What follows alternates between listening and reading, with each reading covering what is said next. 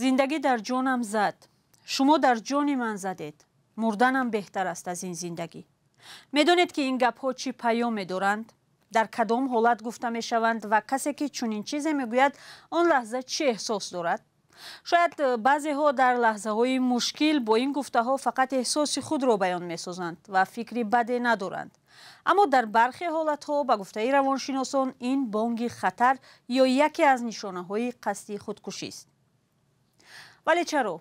چه چیزی کس را از زندگی بیزار میکند؟ چی سبب می شود که مثلا یک زن مادری چند فرزند از زندگی دست و دل بشوید؟ این بیماری است یا اعتراض به اطرافیان؟ به چنین افراد باید رحم کرد یا نفرت؟ سلام خواهر، امروز سری همین سوال ها اندیشه و درباره این موضوع بسیار مهم صحبت میکنیم. همون جایی که امید هست یگان زن دست به خودکشی نمیزند. سال 2023 در تاجیکستان تقریباً 200 زن خودکشی کرده است. این تنها آماری رسمی و حالت‌هایی است که مقامات اشکار کردند.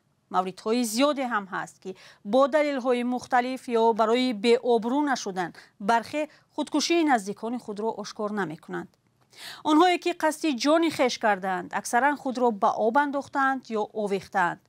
ولی در حادثه اخیری که چند روز پیش وزارت کارهای داخله خبر داد، زن با کرد و سیرکا قصد خودکشی کرده است. حادثه در ناحیه ورزاب رخ داده است و گفته وزارت زنی ستم دیده بعد ظلم و لت و کوب بیرحمانه شوهر قصد جان خود کرده است. با کرد رگ‌های خویش را بریده 30 دارو و سیرکا خورده است. زن را به بیمارستان بردند و سرنوشتش حالا برای ما نامعلوم است. اما در مثال این زن روشن است که جبر و ستم او را به این حال آورده است. یک پژوهش درباره خشونت علیه زنان در تاجیکستان هم معلوم کرده است که یکی از پیامدهای بدترین آزار زنان خودکشی و سوءقصد به جان خود است. چند موردی هم که رسانه‌ای شد برای به خودکشی رسانیدن زن، شوهر یا اعضای دیگری عائله را به زندان انداختند. موردهای هم کم نیست که عاملای خودکشی زنان و دختران برای پیوندان اسرار میماند و مقامات هم گره مشکل را گشوده نمیتواند. مثل خودکشی اسرارآمیز 2 دختر در ولایت سوخت که بعد از 6 ماه مقامات دیگر باره به تحقیق آن پرداختند. در گزارشی که حالا میبینیم از حادثه مذکور و قضیه زن یادآوری شده است که با 2 فرزند خود را به دریا انداخته بود. دریای زرافشان شاهدی مرگ ده‌ها زن شده است که با سبب‌های مختلف به زندگی خود اینجا نقطه گذاشتند. یکی از آخرین حادثه ها هم که سر و صدای زیادی برپا کرد این مرگ اسرارآمیز 2 دختر 17 ساله در این دریا است. ماه سپتامبر سال 2023 در شهر پنجکن 2 همسبق و دوگانه‌های بسیار نزدیک خود را به آب پرتافتند. آنها در یک صنف 9 سال خوانده یکجا به کالج پداگوژی داخل شدند. اما چی دوگانه‌ها را وادار کرد یکجا قصد جان خود کنند معلوم نیست. با گذشت نیم سال از این حادثه دادستانی ولایت سوخت اخیراً گفت به تفتیش دوباره خودکشی دختران سیوینج غازی و نرگس اشرفووا سر کرده است. جزئیات مرگ دختران بعد انجام تفتیشات و قرار نهایی دادرس گفته می شود. این حالت موردی بررسی قرار داده شده، قرار نهایی قبول کرده شد، لیکن قرار نهایی از طرف شعبه داخلدار پرکاتورای ولایت مورد آموزش قرار داده، اون بکار کرده شده، برای اثر نو سنجش ایلوگی ارسال کرده شده است که عین زمان مورد تفتیش پیشگی قرار داده. لحظه به آب افتادن دختران در دوربین‌های نظارتی ثبت گردیده است. چند همصحبت ما از دهه شرشره درباره این عائله ها گفتند آنها میانه حال بوده، پدران هر 2 دختر هم در مهاجرت کاری اند. نزدیکان سیوینج غازی و نرگس اشرفووا در صحبت با رادیو آزادی گفتند دخترانشان به درس رفته می آمد و کسی هم آنها را اذیت نمیداد. ولی در شرح حادثه گمانهای حد زده می شد که دختران مشکل خانوادگی داشتند و برای خود با این شکل راه نجات را جستند. اکبر شریپوف سخنگوی ریاست کارهای داخلی ولایت سوخت آن هنگام در صحبت با رادیو آزادی گفته بود که در جسدها نشانه مرگ مجبوری دیده نشده است ولی دست همدیگر را با بند خلط بسته بودند.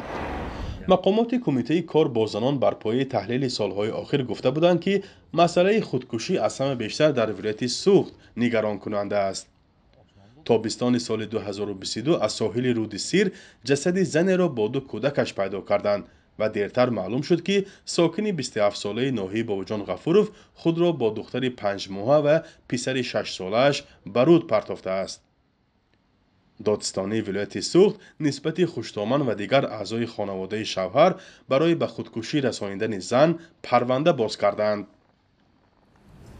аз рӯзҳои аввали оиладорияшон муносибати аҳли оилаи шавҳараш нисбати марҳум Ғафурова хуб набуда, мунтазам пас задани обрӯ аз тарафи Хуштоман ва дигар аъзоёни оилаи амонҳо мешудааст. баъзан ҳам мавриди латфҳоам қарор доданд. маҳбуба Саид Олимова хуштомани арӯзе ки худкушӣ кардааст, он замон ин айбро рад карда гуфта буд бо келинаш гап намезад ва ба ӯ коре надошт. خیلی بینات بیریم به سلام میداد الگ میگفتم لیکن اتاین اومده من به سلام هم نمیداد قایم نمیکرد منیم بیریم به برومده نمازگرش نه بچه آده پیشم میداد بیریم به همین استاد برام باز دوست میشتم من وحشه این خودکشی کردگیش به من عیبدار نه. در حالی که بحث و دعوا در رابطه با قضیه خودکشی کلین خانواده در دادگاه ادامه داشت، خوشتامن که از بیماری سرطان اذیت میکشید از دنیا گذشت.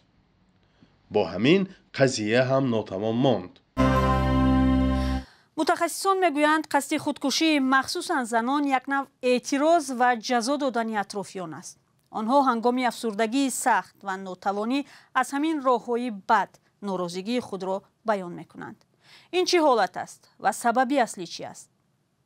با این و چند سوال دیگر ما به نگینا محمدجان و روانشناسی اویلوی مراجعت کردیم که سابقه 20 ساله‌ای کاری دارد. درباره زنان کتابی هم نوشته قصه های واقعی زنان خشونت‌دیده را گرد آورده است. او از چند انگیزه و عامل های خودکشی نام میبرد.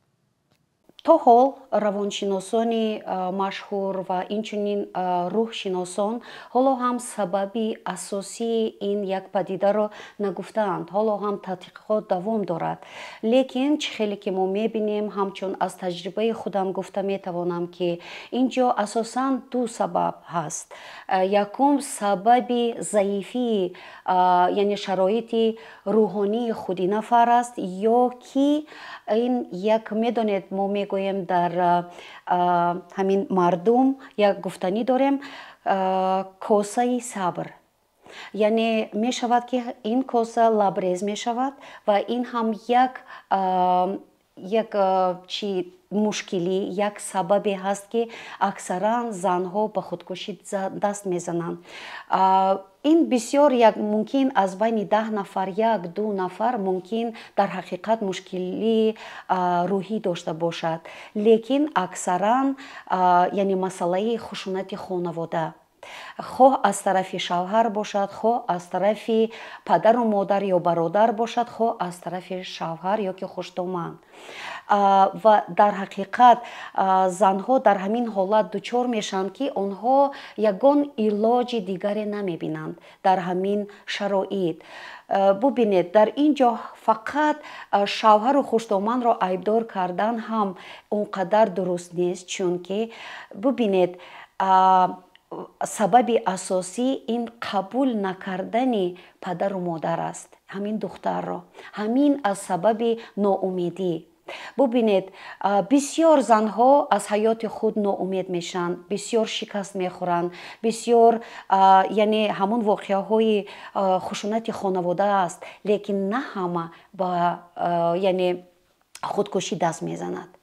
همون نفرانی دست میزنند که آنها را پدر و مادر دیگر برگشته به خانه قبول نمی کنند و همین زن یا که زنی جوان گویم و دیگر علاج ندارد به غیر از خودکشی و فقط در همین میگویم حالت روانی، حالت بسیار مشکل خودش را حس میکند که یعنی من باید خودم را کشم و افسوس که بعضی زنها حتی فرزندانشان را با خود میبرند. واقعا چیزی که چند سال اخیر مقامات و هم جامعه را نگران کرده است این خودکشی زنان یکجا با فرزندان است. یعنی مادر که معمولا آماده است برای فرزند خود جانش را دریغ ندارد، اکنون جگربندش را هم با خود به سوی مرگ میبرد. از روانشناس پرسیدیم که چرا چنین است؟ کسی در چه وضعیتی میتواند چنین تصمیم دهشتناک بگیرد؟ ببینید که مادر که سرچشمه حیات است حاضر همچون یک سرچشمه مرگ شده ایستاده است. برای چی؟ با این سوال من یک سوال دیگر دارم. ببینید احوال فرزندانی که به مادر ماندند یا که بعد از جدا شدن شوهر و زن، ببینید احوال فرزند چی است. وقتی که آنها در مثلا یک عائله رو میگیریم، زن و شوهر یعنی میخواهند که به خلاصه میگویند که جدا میشند، خیر در بین آنها فرزند میماند. همین عائله شوهر چی میگوید به این زن؟ فرزندانتان را اگر از این خانه برایی فرزندت را با خود بگیر، او به ما صغیره تو لازم نیست. او انکنون شرایط زن را نگاه کنید، وای در چه شرایط است. اکثرا زنها دانش ندارند، یگان ملکه ندارند، در یگان جا کار نمی کنند، آنها تماما از شوهر وابستگی دارند. اکنون این حالت ها را البته هر یک زن مشاهده می کند و وقتی که او می گوید که دیگر علاج نیست، من باید از این دنیا روم، او فکر فرزند را می کند. بعد از که من مردم فرزندانم چی می شوند؟ فرزندانم در ره می مانند، اون را هیچ کس قبول نمی کند. حتی قبول کند هم مثلا مادراندر با او چی یعنی گویم مناسبت چه خیلی مناسبت میکند، در عذاب میماند فرزندی من. او اینها به هیچ کس لازم نیستند. با همین فکر که در وقتی که همین زن در هیجان است، او به خلاصه میاد که بهترش که فرزندشم را با خود بگیرد. افسوس. روانشناس میگوید جایی که امید هست خودکشی نخواهد شد، یعنی باید به نزدیکان امید بخشید. اما باز با چه اصول یا راهی می شود فردی را که قصد جان خود کرده است از افسردگی یا زندگی بیزاری بیرون آورد؟ روح افتاده نشوید، چون که در این حیات بله بسیار پستی و بلندی زیاد دارد، بسیار نفرانی بد دارد، لیکن انسانان خوب هم هست که خواه و بیگانه باشد هم دستگیری میکند. و گفتنی هستم که در تاجیکستان ما تلفن باوری داریم که نمبرش به فکرم 1313 است و هر یک زنی که در همین حالت یعنی در فکر خودکشی یا که تجربه همین خانواده تجربه خشونت خانواده دارد، می توانند با آنها زنگ زنند و از طرف حکومت دستگیری گیرند.